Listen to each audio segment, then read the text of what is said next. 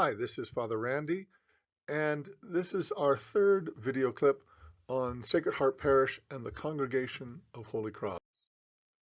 Some people know that Sacred Heart is sponsored by Holy Cross, but if you're not sure what that means, this is a series of videos meant to help you out. So our third video clip is on the history of Holy Cross. Our first two videos, we talked about ordination, deacons, priests, and bishops. And then our second one, we talked about religious life and what that means in the history of religious orders and congregations.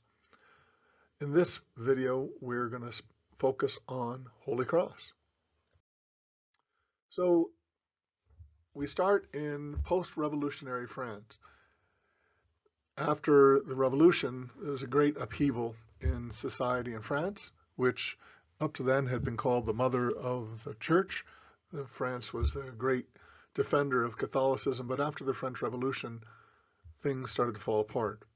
And the departure of priests and religious communities meant the falling apart of education as well. So children particularly in our story in northwestern France, received little or no education in general, let alone in faith. And that's the situation that we start with. Into that comes Father Jacques Dujarié. Father Jacques Dujarié was a seminarian and became ordained a priest during the French Revolution. And he had to work as an underground priest, celebrating Mass in secret because priests and religious were being arrested and executed. And to educate the young people, he began to gather young men to instruct them. He started with 4 young men, sending them out into the countryside to work with pastors to educate children. And these young men became known as the Brothers of St. Joseph. And here is a portrait of Father Jacques Dujarié, the founder of the Brothers of St. Joseph, who eventually, as we'll find out, will become the Brothers of Holy Cross. Father Dujarié, as he was getting older, needed someone to take over this small group of young religious men who were not ordained. They were brothers, but they needed a leader.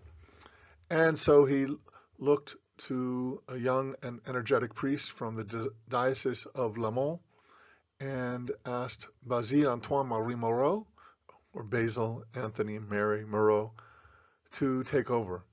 He himself, Father Moreau, had already had a group of auxiliary priests. So these were secular priests, that is to say, not religious priests, but they were priests who were working with Father Moreau to travel around the diocese and preach missions and help educate people.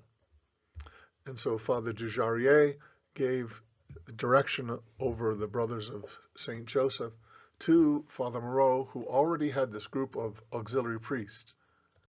And there's Father Moreau and Father Dujarié in a portrait.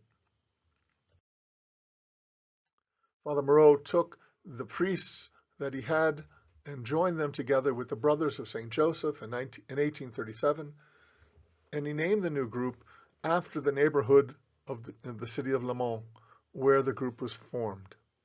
So the neighborhood was called Saint Croix, or Holy Cross, and so that is how we have our name.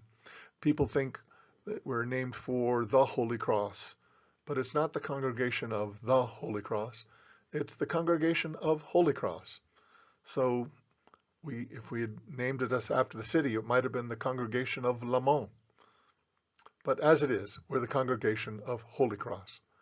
And the name in Latin is Congregatio a Sancta Croce, which means literally the congregation at the town of Holy Cross. And those 3 words, Congregatio Sancta Croce, give us the initials CSC, which you'll see after everyone's name who's a member of Congregation of Holy Cross. Here's a portrait of Father Basil Moreau. He never seemed to smile very much, but there it is, the founder of the Congregation of Holy Cross. He was born in 1799 and had been a sought-after preacher and a lively professor. And in 1837, he brought the Congregation of Holy Cross together. And one of the first things he did to sort of get formal recognition was to send his men out to mission countries, Africa, Asia, and North America. Basically, if you wanted to be recognized as a religious congregation, you had to show that you were doing missionary work. That's what the Pope was interested in, if you're going to be recognized officially as a congregation. In 1841, Father Moreau added a group of lay women to the Congregation of Holy Cross. They weren't allowed to be in the same congregation, so he founded the Sisters of Holy Cross. And together, though, his vision was that they would be one family. And he modeled it on the Holy Family of Jesus, Joseph and Mary. And he established Our Lady of Sorrows as the patroness of the entire congregation of brothers, sisters, and priests. So there's our patron saints. For the Brothers of Holy Cross, the patron saint is Saint Joseph. For the priests of Holy Cross, it's the Sacred Heart of Jesus. And for the entire congregation, as well as for the sisters, Our Lady of Sorrows is our patronal feast. And here, you have seen this before, the seal of Holy Cross. So it says Congregatio a Sancta Croce, which you now know means the congregation from the town of Holy Cross. And it has our motto, Spes Unica. Spes meaning hope, unica meaning only. So the cross is our only hope. And you'll see in our motto as well, the cross there with the two anchors. And anchors, because of their function in maritime history, the anchors are a symbol of hope, because the last hope you have in a storm are the anchors. So our motto, Spes Unica, is the cross is our only hope. And of course, the JMJ at the bottom there stands for Jesus, Mary, and Joseph, the three patrons of our congregation. The work of Holy Cross has always been education, parish work, and missions, and we've already talked about all three of those. Within a few short years of founding, Father Moreau sent the priests and brothers and sisters from France to Algeria, the United States, Canada, and East Bengal, which is present-day India and Bangladesh. As I said, this was in part because for official approbation, for official recognition, the Pope asked Father Moreau to send people out to these countries. Father Moreau, Blessed Father Moreau, continued to work tirelessly for Vatican approval of his community, and that approbation, that approval finally came in 1857, when Rome accepted the first constitutions of the Congregation of Holy Cross. Here is a photo taken at the beatification of Father Basil Moreau some years ago, where he took his step towards canonization, we pray and hope, so that someday he may be Saint Basil Moreau. But right now he's beatified, he's Blessed Basil Moreau. Generations of men and women have made and lived their vows within the Congregation of Holy Cross, expanding further into Haiti, Chile, Peru, Brazil, Mexico, Uganda, Kenya, Tanzania, Ghana, and the Philippines. For the better part of 2 centuries, the priests, brothers, and sisters of Holy Cross have made countless sacrifices and shown heroic virtue in service of the gospel.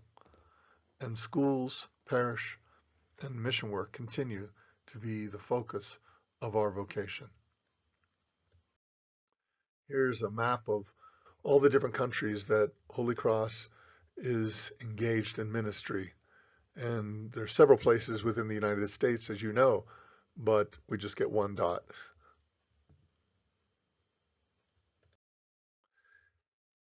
In the United States, these are the 8 colleges and universities founded by and continue to be uh, engaged in ministry by the Congregation of Holy Cross. And I hope you recognize a few of those names. Here are some pictures of them, and you're invited to pause at any time to look at them more closely. And we have 16 high schools throughout the United States, and I've worked at 2 of them so far, but I've visited almost all of them. And then this is the list of parishes within the United States, and you'll notice our 3 churches there as well: Sacred Heart, Holy Rosary, and the Old PH in Colorado Springs. And there's a picture of our beautiful parish in the interior, and our 2 mission churches of OLPH and Holy Rosary. So this has been just a brief history of the founding of the Congregation of Holy Cross. We'll continue with other videos talking about how one becomes a Holy Cross priest or brother, and we'll talk about other famous people in Holy Cross, and eventually we'll get to the history of Holy Cross at Sacred Heart Church. Thanks for listening.